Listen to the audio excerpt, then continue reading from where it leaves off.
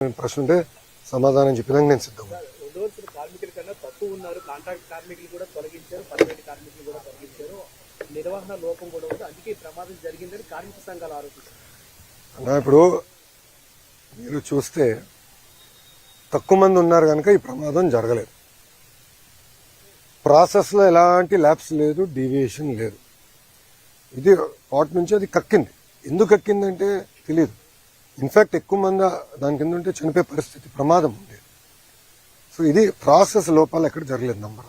Number 2, లోపల కార్మికులు కూడా కలిసారు, వాళ్ళు కూడా నేను సమాధానం చెప్పాను. ఏమన్నానంటే ఇతర ఫ్యాక్టరీలు, ఎందుకంటే ఇదే టెక్నాలజీ, దీనికన్నా వెనకబడిన టెక్నాలజీలు ఉన్న ఫ్యాక్టరీలు ఉన్నాయి. అదే టైంలో వచ్చినాయి 4-5 స్టీల్ ఫ్యాక్టరీలు భారతదేశానికి.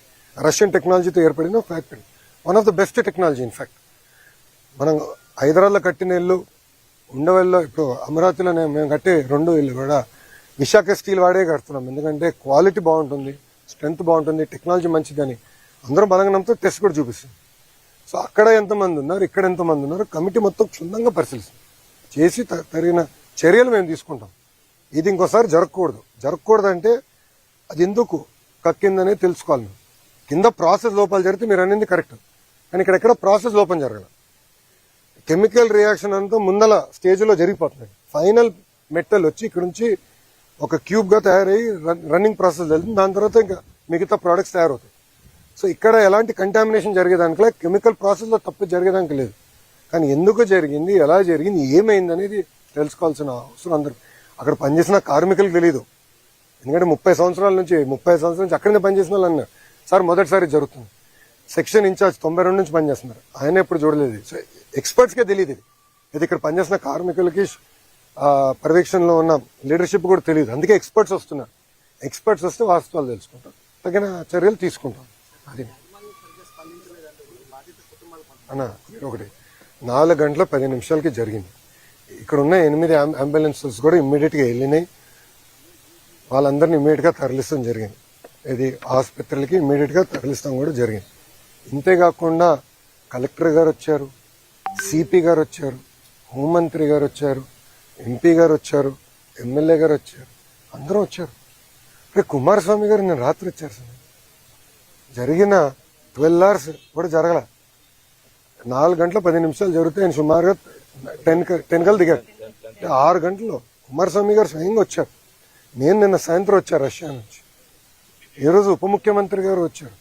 ఎందుకంటే ఇక్కడ ఒకటండి, ఎక్స్గ్రేషియా ఇచ్చేదానికో ప్రకటించడానికి కేవలం అదొకటే కాదు మా బాధ్యత. కుటుంబాలను ఆదుకోవాలి, కార్మికులతో అండగా నిలబడాలి, ఏం జరిగిందో మేము తెలుసుకోవాలి, రాబోయే రోజుల్లో ఎలా ప్లాంట్ని ముందలు తీసుకెళ్లాలి, ఇలాంటిది మళ్ళీ జరగకుండా చూసుకునే బాధ్యత మా అందరిపైన ఉంటుంది. సో దానికే మేము అందరూ వచ్చింది. అదే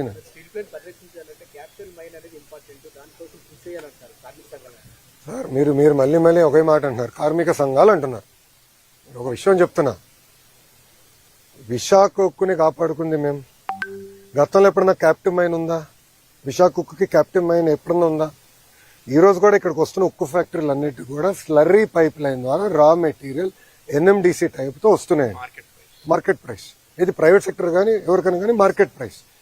ఈరోజు మేము కారులో వస్తుంటే ఒక ప్రతిపాదన వచ్చింది, స్లరీ పైప్ లైన్ నుంచి విశాఖ ఉక్కు కూడా ఇవ్వాలి. కానీ దాని గురించి ఏనాడు ఏ కార్మిక సంఘ నాయకుడు మాట్లాడరే. కార్మికులు మాట్లాడుతున్నారు. నన్ను అడిగారు కార్మికులు, అన్న మీరు దీన్ని కూడా స్లరీ పైప్ లైన్ వేస్తే బాగుంటుంది. నన్ను అడిగింది ఒక పని చేస్తున్న కార్మికుడు. తప్పనిసరిగా చేద్దాం, 100% చేయాలి. దానికి ఎక్కువ మనకి రైల్వే సైడింగ్ అన్ని కూడా ప్రాబ్లం లేదు. మనకి స్లరీ పైప్ లైన్ కూడా తీసుకొచ్చే బాధ్యత ప్రభుత్వం తీసుకుంటుంది. ఇది ఇప్పుడు మీరు చూడండి, ఇదే స్టీల్ ప్లాంట్ లాభాల్లోకి వెళ్ళింది, అద్భుతంగా చేసింది. సుమారుగా 10,000 కోట్ల ఎఫ్డి ఉండేది ఒక దశలో. తర్వాత కాంగ్రెస్ వాళ్ళు వచ్చారు. ఇదే ఇప్పుడున్న కార్మిక సంఘ నాయకులు కొంతమంది కాంగ్రెస్ వాళ్ళు ఉన్నారు. వాళ్ళు అడుగుతున్నా, మీరు డబ్బులు తీసుకెళ్లి వేరే రాష్ట్రాలు ఖర్చు పెట్టారు, బరేలి అక్కడ ప్లాంట్ పెట్టుకోదు, అక్కడ పెట్టదు అన్నట్లు మీరు డబ్బులు పెట్టచ్చు కదా స్వామి. విశాఖకు డబ్బులు తీసుకెళ్లి పెట్టారు. తర్వాత జరిగిన పరిణామాలు మీకు తెలుసు, నష్టాల్లో కూరుకుపోయింది. 15,000 కోట్లు, ₹1 ₹2 కాదు. ఇది కేవలం కార్మికుల డబ్బులే కాదు, అందరి డబ్బులు. భారతీయులు అందరూ వాళ్ళు పన్ను కడితే కదా ఇది తీసుకొచ్చి పెట్టాము. భారతదేశంలో ఏ రాష్ట్రంలో ఇట్లా ప్రైవేటీకరణ జరగకుండా ఆపిన స్టీల్ ప్లాంట్ ఒకటి కూడా లేదు. అలాంటిది విశాఖ ఉక్కు కేవలం 1 and only ఎన్డీఏ ప్రభుత్వం ఆపింది. ఎందుకంటే మనకి ఎమోషన్ అటాచ్. మనం కాపాడుకున్నాం, కార్మికులు చూసుకునే బాధ్యత నాది. ఈరోజు కార్మిక సంఘాల నాయకులే ఎంత బాధ వేసినట్టు వాళ్ళు మాట్లాడే విధానం చూస్తే ఆ డబ్బులు ఇచ్చేయండి, డబ్బులు ఇచ్చేయండి అంటే డబ్బులు ఇచ్చి చేతులు దులుపుకుని వెళ్ళిపోమంటారు మమ్మల్ని. అదా మా బాధ్యత? నేనేమన్నా కుటుంబాలను మేము ఆదుకుంటాం, ఎస్ ఎక్స్గ్రేషియా ఇస్తామని చెప్పాం అంటే ఎలాంటి డౌట్ లేదు. ఒక ఆయన ఏమన్నాడంటే విచిత్రం, ఒక కార్మిక నాయకుడు ఏమన్నాడంటే అసలు మీరు ప్యాకేజ్ ఇవ్వకుండా ఉంటే ప్లాంట్ తెరిసేది కాదు కదా, ప్లాంట్ తెరుచుకుని ఉంటే మంచి చనిపోయాడు కాదు కదా. మాట్లాడే విధానం అండి ఇదే. మీడియా మిత్రులు ప్రజలు కూడా ఆలోచించండి దయచేసి. ఏంటిది ఇప్పుడు నేను వెళ్ళింది ఏంటి, వాళ్ళు అడిగిన ప్యాకేజ్ కన్నా రెగ్యులర్ ఎంప్లాయీస్కి ఇంకెక్కువ వస్తుంది, దాన్ని కుడించమంటారు లేదు. నేను ఇంకోటి అవుట్సోర్సింగ్ కాంట్రాక్ట్ ఆర్ పర్మనెంట్ అయినా కూడా ఇద్దరికి ఉద్యోగాలకు ఇస్తాను, పర్మనెంట్ ఉద్యోగం ఇస్తాను. భారతదేశంలో ఎక్కడ జరగలే. పెద్ద మనసుతో కుమారస్వామి గారు సెక్రటరీ గారితో పోరాడి తీసుకొచ్చిన నా ఒక నిమిషం నేను ఇవ్వాల్సిన అవసరం కూడా ఆయన పోరాడి తెచ్చిన, అది ఎన్డీఏకున్న చిత్తశుద్ధన. సో మేము ఇక్కడ కేవలం ఏదో డబ్బులు ఇచ్చేసి చేతులు దుప్పుకుని వెళ్ళాక రాలేదు. ఆ కుటుంబాన్ని అండగా ఉంటాం. మొత్తం అంత్యక్రియలు అయిన తర్వాత పెద్ద కర్మైన తర్వాత కుటుంబాలు మేము కలుస్తాం. వాళ్ళ పిల్లల్ని చూసుకోవాల్సిన బాధ్యత కూడా మా పైన ఉంది. We understand that commitment. ఇప్పుడు ఎల్జీ పాలిమర్ ఇష్యూ తీసుకుందాం. ఎల్జీ అనే సంస్థ డబ్బులు పెట్టాల్సింది ట్రస్ట్లో. ఎన్డీఏ ప్రభుత్వం వచ్చే వరకు అది జరగలేదు. ఇప్పుడు ఎవరైతే మాట్లాడుతున్నారో వాళ్ళందరినీ ప్రశ్నిస్తున్నా. ఎల్జీ మేము ఎన్డీఏ ప్రభుత్వం వచ్చినంత వరకు ట్రస్ట్లో పెట్టాల్సిన డబ్బులు వాళ్ళు పెట్టలా. మేమొచ్చి గన్నబాబు గారు, పల్లా గారు, ఎంపీ గారు, మేము పర్సనల్గా తీసుకుని నేను 2-3 సార్లు కలిసి వాళ్ళు కలిసి ట్రస్ట్ ఇప్పుడు తెప్పించాం. మిగతా కుటుంబాలన్నిటి కూడా రావాల్సిన నష్టపరిహారం మేము అధికారంలోకి వచ్చితే తెప్పించాం.